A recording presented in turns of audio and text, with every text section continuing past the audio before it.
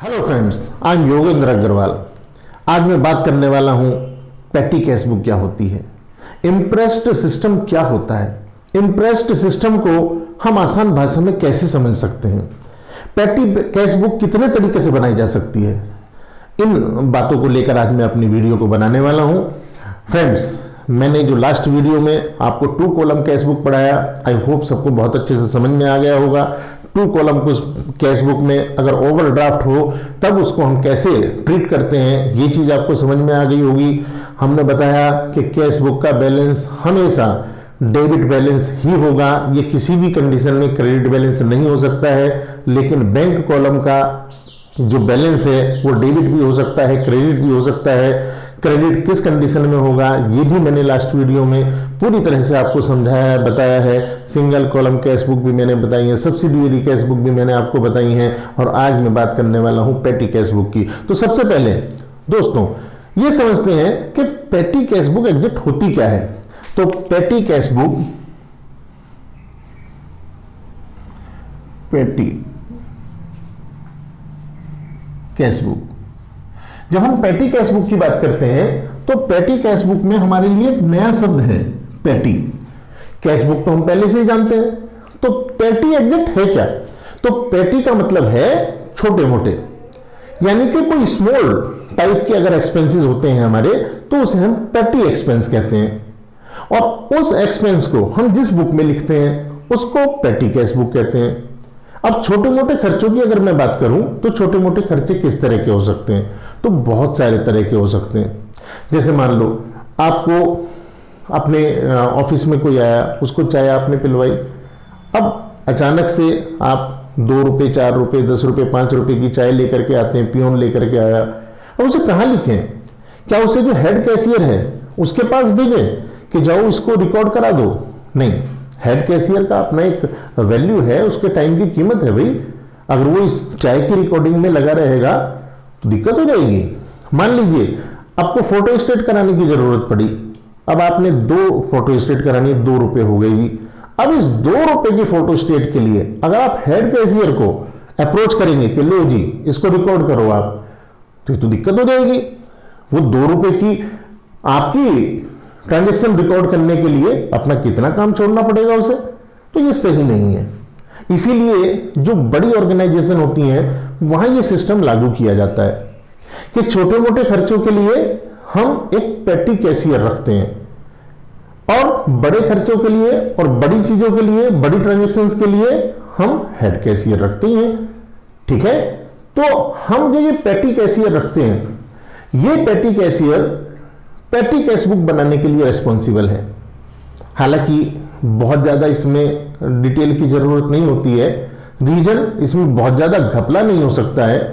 अगर कोई 2 4 5 10 रुपये 20 रुपये 50 रुपये का करेगा, मैं प्रैक्टिकली मैंने ऑडिट किया हुआ है कंपनीज का, तो वहाँ भी ये चीज़ हम देखते थे कि जो पैटी कैश बुक है उसको बहुत डिटेल हम देखने की, ऑडिट करने की ज़रूरत नहीं पड़ती थी, क्योंकि हमें पता है अगर लाखों करोड़ों का घपला होगा तो जो मेन कैश बुक है उसमें होगा।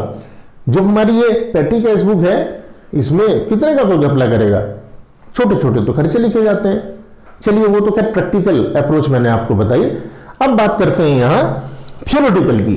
अगर हमें क्वेश्चन एग्जाम में आ जाए तो हम किस तरीके से करेंगे। तो भाई हमारे 2 कैशियर हैं, एक पैटी कैशियर है, एक हेड कैशियर है। तो अब हेड कैशियर को तो एक तरफ हटा दो, हम पैटी कैशियर की बात कर रहे हैं। पैटी कैशियर ये जो कैश बुक बनाएगा जिसे हम पैटी कैश बुक कह रहे हैं, वो 2 तरीके से बना सकता है। एक तो simple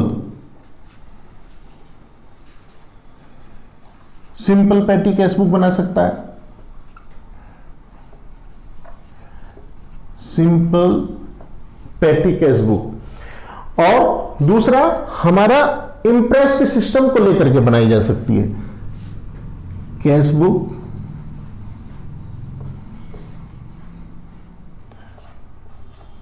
book on the basis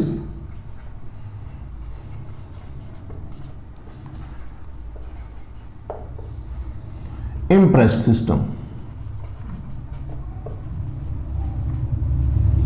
देखो भाई ये जो सिंपल कैश बुक है इसमें और इंटरेस्ट सिस्टम में दोनों में अंतर समझ लीजिए।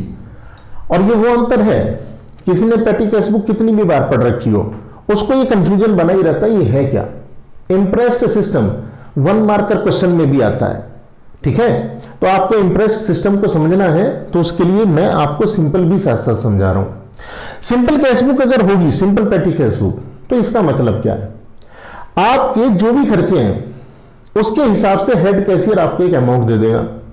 मान लीजिए 10,000 रुपए के खर्चे हैं अंदाजन, तो 10,000 रुपए हेड कैशियर ने आपको दे दिए पेटी कैशियर के रूप में। अब आप उनको खर्चे किए जा रहे हैं, जो जो छोटे मोटे खर्चे हो रहे हैं उनको किए जा रहे हैं आप।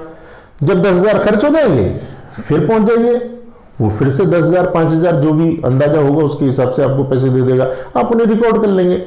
मतलब सिंपल, एक ट्रांजैक्शन में आपने लिया और फिर क्रेडिट साइड में जितने भी ट्रांजैक्शन में पैसा जा रहा है, चाहे वो फोटो स्टेट में जा रहा है, चाहे वो किसी की छोटी मोटी वेजेस में जा रहा है, चाहे वो रिक्शा का खर्चा है, चाहे ऐसे ऐसे एक्सपेंस होते हैं छोटे छोटे से, है ना। तो हम उन एक्सपेंस को यहां इस तरह से रिकॉर्ड करेंगे। एक बार पैसा आ गया, उस पैसे को फिर हम धीरे धीरे खर्च करते रहेंगे। लेकिन जो पेटी कैश ये वाला सिस्टम है, इंप्रेस्ड सिस्टम वाला, ये क्या है?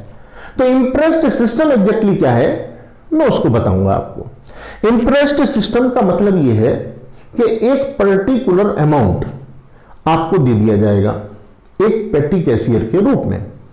अब ये मान लीजिए आपको 5,000 रुपए दिया गया, मान लीजिए अंदाजा है कि एक महीने में 5,000 से कम के ही ऐसे छोटे मोटे खर्चे होते हैं हमारे, पहले अंदाजा लगाया, मान लीजिए ये तय हो गया 5,000 से कम के ही रहते हैं पिछले एक्सपीरियंस के आधार पे। तो 5,000 रुपए का एक अमाउंट आपको पे कर दिया गया, जिसे हम कहते हैं इंप्रेस्ड अमाउंट।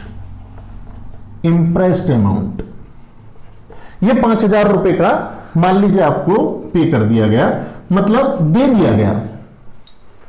हेड कैशियर ने किसको दे दिया? पेटी कैशियर को 5,000 रुपए का। लेकिन अब पेटी कैशियर ने खर्चा करना शुरू किया, पूरा महीना हो गया, सपोज करिए उसके खर्च हुए 3,500। इसका मतलब बैलेंस कितना बचा हुआ है? 1,500 बचा हुआ है। मान लीजिए total expense of month, total पेटी एक्सपेंस ऑफ मंथ 3,500 है, तो बैलेंस कितना बचेगा? बैलेंस बचेगा 1,500 रुपीज, ठीक है, 1,500 रुपीज। अब होगा क्या? नेक्स्ट मंथ आ गया, नेक्स्ट मंथ में फिर से हेड कैशियर अमाउंट देगा, ध्यान से सुनना, नेक्स्ट मंथ में फिर से हेड कैशियर अमाउंट देगा, लेकिन जानते हैं कितना देगा? केवल जितना इस महीने खर्चा हुआ है, यानी कि फिर से वो 5,000 का बैलेंस ही वापस से करा देगा। यानी कि पेटी कैशियर के पास फिर से 5,000 रुपए हो जाए, वो इतना ही पैसा देगा।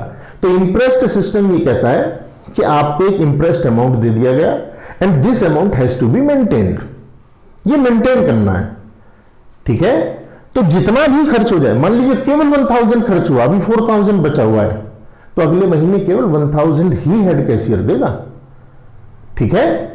तो जितना खर्च हो जाएगा उतना ही हेड कैशियर पेटी कैशियर को देगा। ये इंप्रेस्ड सिस्टम है। अब दोनों में फर्क समझ में आ रहा है? यहां पर क्या था? 5,000 10,000 जो भी दिए, जब खर्च हो जाएंगे, वो 1 महीने में खर्च हो जाए, वो 15 दिन में खर्च हो जाए, वो 1.5 महीने में खर्च हो जाए, कभी भी खर्च हो जाओ, जब हो जाएंगे फिर से 5-7 10,000 रुपए ऐसे दे देगा वो। चलो भी खर्चा करते रहो, ये तो था सिंपल। लेकिन यहां क्या है? यहां पर आपको एक इंप्रेस्ड अमाउंट सेट कर दिया जाएगा और वो मेंटेन करना है। यही है इंप्रेस्ड सिस्टम, जिसमें एक अमाउंट हम सेट करते हैं और उस अमाउंट को हम फिर मेंटेन करते हैं, ठीक है। चलिए अब इसका एक क्वेश्चन करते हैं। चलिए दोस्तों, अब न्यूमेरिकल शुरू करते हैं। इस न्यूमेरिकल को करने से पहले फिर से मैं एक बार आपको याद दिला दूं कि हमारे 2 तरीके हैं। एक तो हम सिंपल पेटी कैश बुक बना सकते हैं, या दूसरा तरीका हम इंप्रेस्ड सिस्टम को लेकर के एनालिटिकल कैश बुक बना सकते हैं। एनालिटिकल कैश बुक बनाने का मतलब है कि हम हर एक्सपेंस को बहुत डिटेल में लिखते हैं। लेकिन जैसा कि आप देख सकते हैं, मैंने आपके सामने यह क्वेश्चन लिख दिया जिससे आपकी टाइम की सेविंग हो जाए। अब यहां इस क्वेश्चन को मैं सॉल्व करूंगा। लेकिन साथ ही साथ इसका थोड़ा सा मैं पैटर्न बता दूं। इस पैटर्न में क्या है, हमने एक पर्टिकुलर्स का कॉलम बनाया है। इस पर्टिकुलर्स के कॉलम में टू और बाई दोनों चीजों को हम लिखते हैं। नॉर्मली कैश बुक में हम क्या करते थे, डेबिट साइड में टू वाले आइटम लिखते हैं और क्रेडिट साइड में हम बाई वाले आइटम लिखते हैं, लेकिन यहाँ टू और बाई वाले दोनों एक ही कॉलम में आएंगे। टू और बाई वाले ना कह करके मैं ये कह सकता हूं कि जिससे हमारा कैश इंक्रीज होता है वो टू वाली साइड में आते हैं, और जिससे हमारा कैश डिक्रीज होता है वो हमारे बाई वाली साइड में आते हैं। लेकिन ये पेटी कैश बुक एक ऐसी कैश बुक होती है एनालिटिकल, जिसमें दोनों एक ही कॉलम में आएंगे। एक कॉलम मैंने यहाँ वाउचर नंबर का बनाया हुआ है, मैंने इमेजिनरी वाउचर नंबर लिख दिए हैं, लेकिन अगर आपको एग्जाम में क्वेश्चन आता है तो आपको ये वाउचर नंबर नहीं लिखने हैं, ये कॉलम आपको ब्लैंक छोड़ना है। हाँ, अगर आपको क्वेश्चन में कह ही दें कि वाउचर नंबर इमेजिन कीजिए, है इमेजिनरी लिखिए, तब आप लिखेंगे। यहाँ डेट का कॉलम है, ये तो सिंपल है। यहाँ रिसिप्ट का कॉलम है, हमारा रिसिप्ट जो भी अमाउंट होगा, हम अगर इंटरेस्ट सिस्टम की बात कर रहे हैं तो एक महीने में नॉर्मली एक ही एंट्री हमें मिलेगी, तो यहां रिसिप्ट वाली एंट्री को हम करेंगे। ठीक है, क्वेश्चन आपके सामने है, स्टार्ट करते हैं। उससे पहले इधर के कॉलम्स की अगर मैं बात करूं तो यहाँ एक टोटल पेमेंट का कॉलम है, और दूसरे कॉलम इसी को एनालाइज करते हुए है कि वो जो टोटल पेमेंट हम कर रहे हैं वो किससे संबंधित है। अब एक ऑर्गेनाइजेशन में एक्सपेंस तो हजारों तरीके के हो सकते हैं, तो हजारों कॉलम थोड़ी ना बनाएंगे हम। इसका मतलब हम कुछ मेन कॉलम्स बना लेते हैं, लेकिन कुछ एक्सपेंस ऐसे हैं जो रिपीटेडली हो रहे हैं, लेकिन वो हमारे लिए उतने महत्वपूर्ण नहीं है, किसी भी रूप में हो सकते हैं। तो उसके लिए हमें लास्ट में यहाँ सनरीज का कॉलम बना लिया है हमने। इसमें हम कोई विशेष हेड नहीं दे रहे हैं, तो इसमें भी आपको क्वेश्चन में एक आध चीज ऐसी मिलेगी जो हम किसी पर्टिकुलर कॉलम में नहीं डालेंगे बल्कि सनरीज में डाल देंगे। वन बाय वन करते हैं। जैसे हमारा यहाँ रिसिप्ट फॉर पेटी कैश, हमें पेटी कैश के रूप में 10,000 मिले हैं, तो मैंने यहाँ लिख दिया है 10,000 1 मार्च को। तो चूंकि इससे हमारा कैश इंक्रीज होगा, डेबिट साइड का आइटम है, तो इसका मतलब टू कैश अकाउंट, यहाँ पर ये हमने लिख दिया है।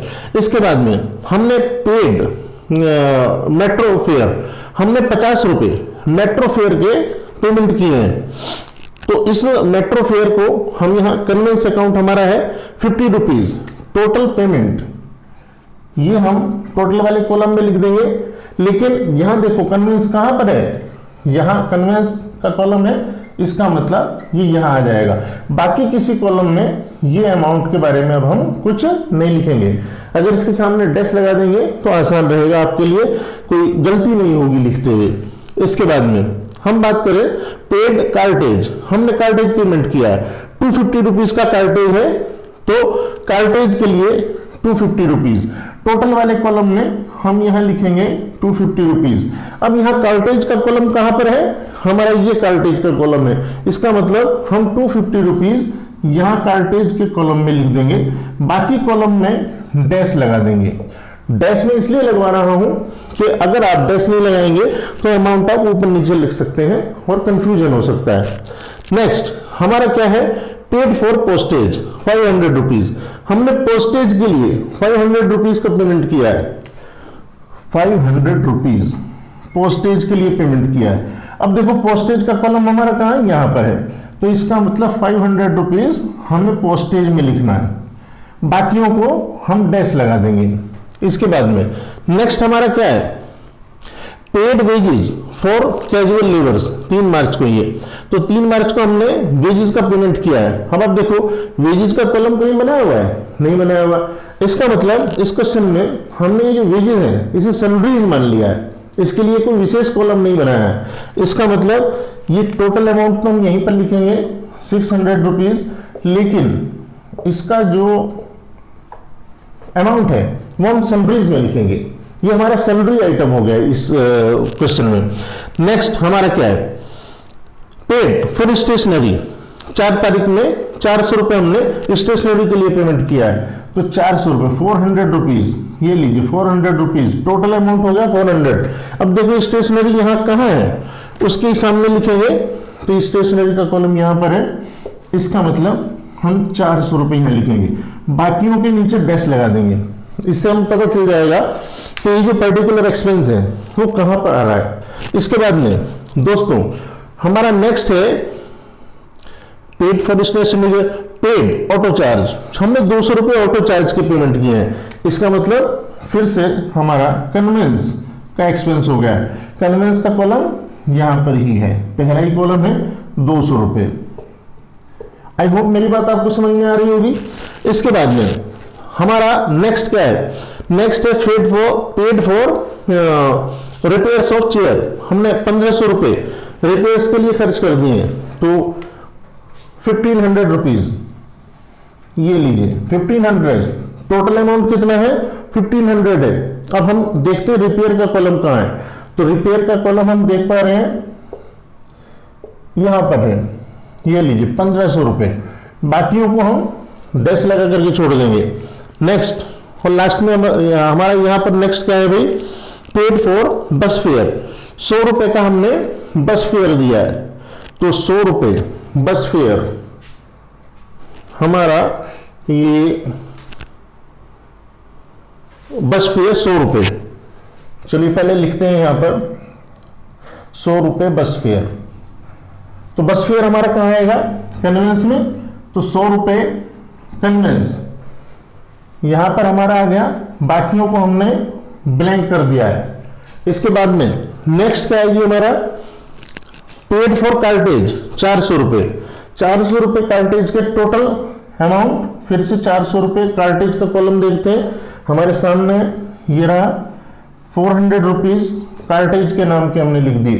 इसके बाद में दोस्तों हम बात करें paid for postage 700 rupees postage, तो 700 रुपीज पोस्टेज का कॉलम देखते हैं भाई।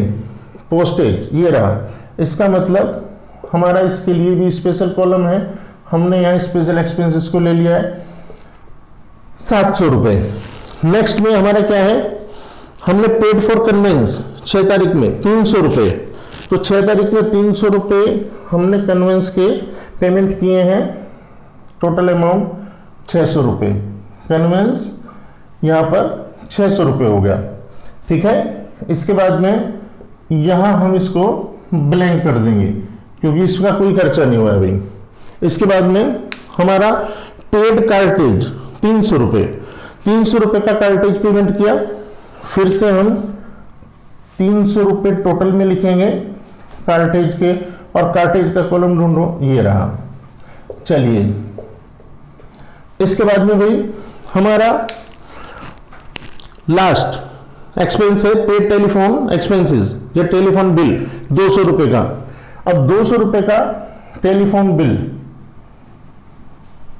अब टेलीफोन बिल के लिए देखो, यस हमारे पास में एक कॉलम है, तो हमने यहां इसको लिख देना है टेलीफोन बिल या टेलीफोन एक्सपेंस के नाम से 200 रुपये, यहां पर कुछ नहीं।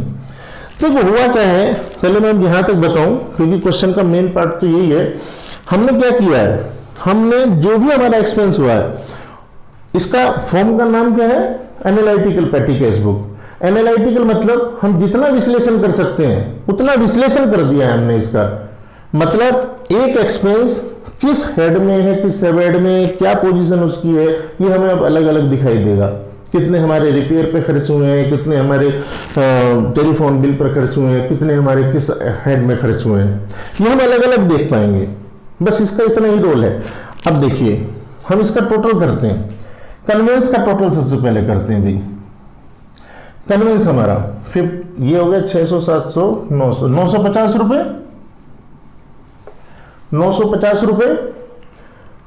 इसके बाद में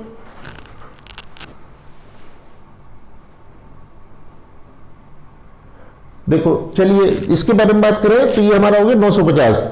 950 इसमें हमारा कन्वेंस कितना आ रहा है भाई, अच्छा कन्वेंस, और ये कन्वेंस हमारा यहां पर लिखा हुआ है क्वेश्चन में पेड कन्वेंस चार्जेस 300, ये हमने 600 कर दिया है।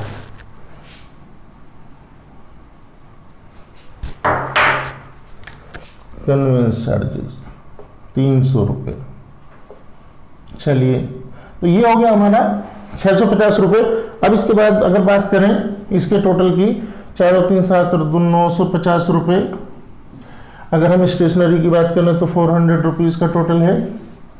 अगर हम इसके बाद में बात करेंगे तो 1200 रुपये का है।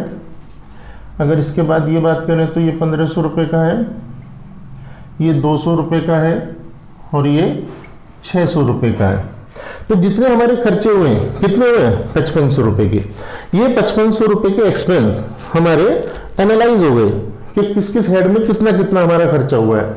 जो पर्टिकुलर हेड हमने बनाए वो पर्टिकुलर हेड बनाए, लेकिन हमने जो सैलरीज में डाल दिया है। अब मान लो और भी कोई ऐसा हेड होता, कोई और ऐसा मान लो कोई छोटा मोटा और हम खर्चा कर देते, रिक्शा पे खर्चा कर दिया हमने, या हम कोई और ऐसे एक्सपेंस देखते हैं जो एक पर्टिकुलर हेड में नहीं आ रहा है, तो उसको हम सैलरीज में डाल देते। ठीक है, तो इसमें कोई इशू नहीं है। अब हमारा 5500 रुपये ये एक्सपेंस हो चुका है। ये टोटल वाले कॉलम से हम ले लेंगे, ये तो जस्ट एनालाइज था, इसका बहुत ज्यादा रोल अब नहीं रहा।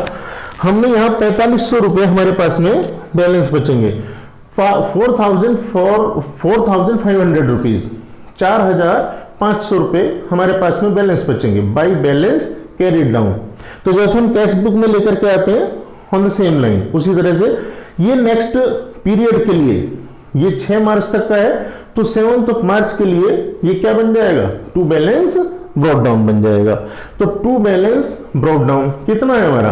4500। हमारा नियम क्या है? इंप्रेस सिस्टम क्या था कि हमें 10,000 रुपये पूरे करने हैं, क्योंकि इंप्रेस सिस्टम में जो इंप्रेस्ड अमाउंट हमें दिया गया है, जिस पीरियड के लिए दिया गया, उस पीरियड में जो ये जितना खर्चा हो जाएगा उतना ही नया पेमेंट मिल जाएगा। तो हमें 4500 रुपये हमारे पास बचा है, इसका मतलब 5500 रुपये खर्च हो चुका है। तो टोटल कितना? 10,000 हो जाएगा। अगर हमें 5550 रुपये मिल जाए तो भाई 5500 रुपये हमें यहां पर मिल जाएगा। हम मतलब ले लेंगे कैश से, हम 5500 रुपये ले लेंगे। 5500 रुपये हम यहां कैश में दूसरे हेड कैशियर से ले लेंगे, और इस तरीके से हमारा ये टोटल वापस से मैच कर जाएगा। आई होप आपको समझ में आ गया होगा। चलिए तो अभी इसका आप स्क्रीनशॉट ले लीजिए, अभी बताता हूं। आई होप आपने स्क्रीनशॉट ले लिया होगा इसका। स्टूडेंट्स, हमने पेटी कैश बुक भी आज पढ़ी, और इस पेटी कैश बुक में हमने हर तरह की एंट्रियां देख ली हैं। हमने सब्सिडियरी कैश बुक के बारे में बात कर ली है, हमने नॉर्मल कैश बुक के बारे में बात कर ली है, single column 2 column cash book के बारे में बात कर ली है, विद ओवरड्राफ्ट किस तरह से हम ट्रीटमेंट करते हैं वह भी बात कर ली है। तो कैश बुक के लगभग हर एंगल को हम देख चुके हैं। अब हम एक नया टॉपिक लेकर के और कुछ नई चीज़ों के साथ में आपके सामने आएंगे नेक्स्ट वीडियो में। अगर आपको ये वीडियो पसंद आती है तो प्लीज़ इस वीडियो को शेयर कीजिए, लाइक कीजिए, और अगर आप हमारे चैनल को अभी तक सब्सक्राइब नहीं करे हैं तो प्लीज़ हमारे चैनल को सब्सक्राइब कीजिए। एक सिस्टमेटिक स्टडी अगर आप चाहते हैं, अगर कंसेप्ट वाइज स्टडी आप चाहते हैं